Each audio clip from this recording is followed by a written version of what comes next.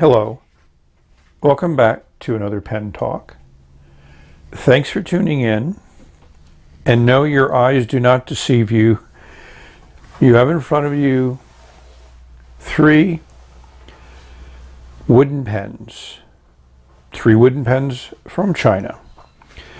The pen at the bottom is a pen I've already done a review on. I called it the Bobby Wooden Pen, and that name could be applied to the other 2 pens that I recently received.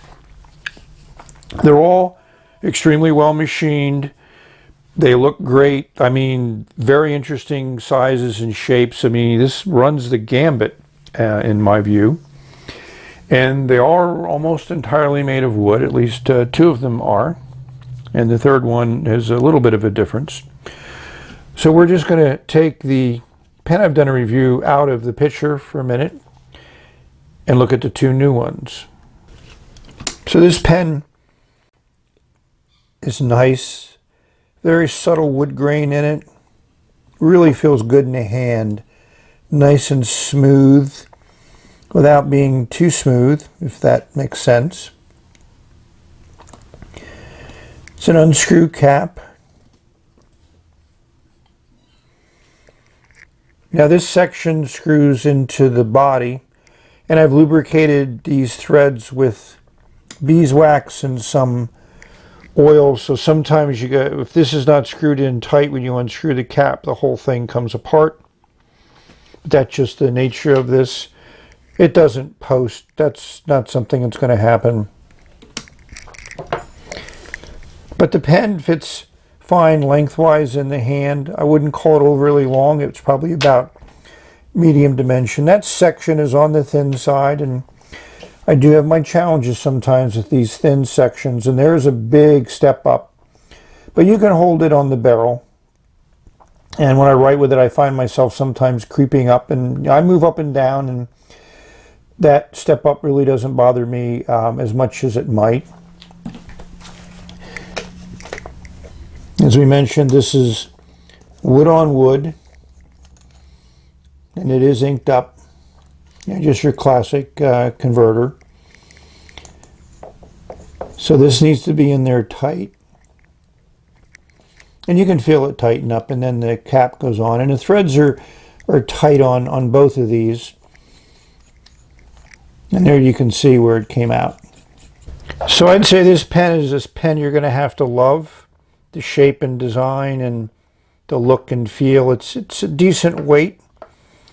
We'll give you those weights, but like I said, this threading thing can become annoying if you don't have that tightened down. Just a generic number 5 nib. Camera has trouble focusing on something it doesn't have anything to focus on. You know, your standard plastic feed. But let's see what that nib does when it touches paper. This pen is a little bit less conventional. The shape alone puts it into a unique category unto itself. When I first got this, the first thing I thought was, like every other pen, wooden pen that I have, is you unscrew the cap, but it doesn't unscrew. It pops off, and it is on there. You can hear it. It sounds like it's breaking. But there's that plastic cap liner in there which really grips these threads here, and it's tight. So that's something that, again, it has its own features to it, but the look is very interesting, very unique. And like the other pen, the wood thickness is pretty heavy, so I think this is going to hold up well over time.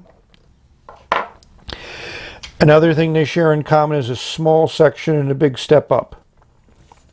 But like the other pen, well, better than the other pen, this is much, much longer, as you can see. And it fits in the hand in a very different way. And there's no way that you can even think about posting this thing. But again, like I said, I end up finding myself using this pen at any angle. The small section feels even smaller than the one on the darker bobby pen, so you're going to have to enjoy that if you want to write with this, and it may not be a pen you write with long periods of time, but that's something that's between you and your pen. And when you're done, putting the cap on is also an experience. I mean, that's substantial. This is the most secure cap I've ever come across. I mean, that's not coming off no matter what. It does turn easily, but that's, as you saw from those grooves cut into that section that cap adheres to, lets you do that. Just want to put these pens in perspective for size. This one's pretty long here. We'll call it the Hero wooden pen, and we'll call this one the Bobby wooden pen. Here's a 3008, and here's a 992, just as a comparison. The 3008 is a pretty good sized pen lengthwise, but obviously this girth and these caps are pretty big. So what ink to put in it? It was a tough decision, but I'm trying to explore some of the inks that I bought a while ago. I played with for a little bit, then put away, and then didn't bring them back out again. So I thought this might be just interesting to put in the pen, J. Herbin L'Armée de Cassis. So we put it in, unscrew, nib and paper. Let's see what it does.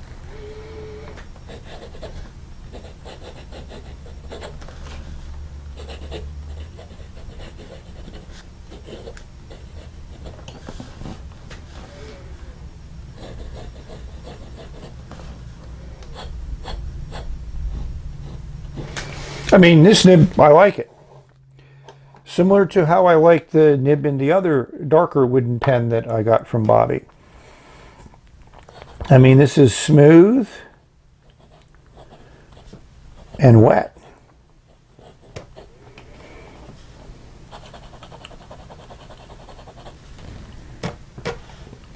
Dries quick on this paper, which is nice. This is Fabriano paper that has a little bit of texture to it and is not quite as thick a coating as on Clairefontaine or Rhodey or Tomoe River, so ink soaks in a little bit better. You can see the downstrokes are a little wider and a little wetter, and I'm only putting just a slight amount of pressure on it, nothing significant. This is not a pen you're going to flex with. So overall, I'm impressed. So rating is tough with a pen that's this unique. As you can see, I'm holding it right at that step up, and you can feel it, but I don't mind it. I don't grip a pen that hard, so I don't really notice it too much. We're going to rate it at a 7.0. I just like it. I think the wood is done very well. I think the nib is nice. You know, what holds it back is that small section, you know, the design where sometimes when you take off the cap, this comes out, the section and the barrel unscrew. But you know, I just like it, and the nice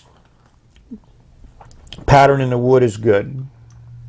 We're going to write with the next pen, which, as I mentioned, you need to have strong hands to get that cap off. It just doesn't sound good. So we're going to call this the Hero wooden pen.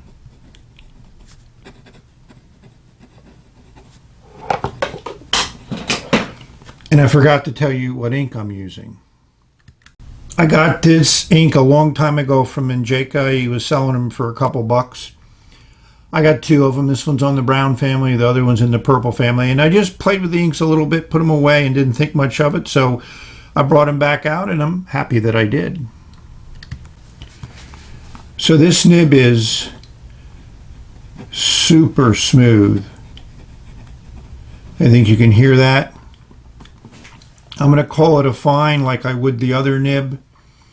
But this is just nice. I mean, I enjoy the way this feels on the paper. And it's certainly not stingy with its ink, even though it dries quick on this Fabriano paper. So overall, how would I rate this pen? You can see I still hold it at that step up. And this one I can feel a little bit more than the other one. I have to give this a 6.5. More to ergonomics, so this nib is nicer than the one on the other pen, but the ergonomics are not as nice, so therefore this is definitely something I don't think I could write with for the long period of time. So we're nearing the end, so thank you for watching. Hopefully you've enjoyed this little look at two unique wooden pens that are certainly different. And hopefully, if there's something that appeals to you, you can check them out and look up Bobby on eBay. He's under, I'll give you that name of his store. So may you have many great, phenomenal, wonderful, exciting experiences with your pens, your inks, and paper. So we've reached the end. I kind of like this ink, it's growing on me. Until next time, bye.